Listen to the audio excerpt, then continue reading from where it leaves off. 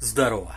Как вы думаете, что у меня есть? Да, стиральная машинка, мать ее. Стиральной машинкой ее, конечно, сложно назвать, потому что она вот такого размера. Поэтому, кому интересно посмотреть, заведется ли она, простирает она хоть носки, переходите по ссылочке, которую я оставлю в комментариях. Там будет выложен целый видеоролик.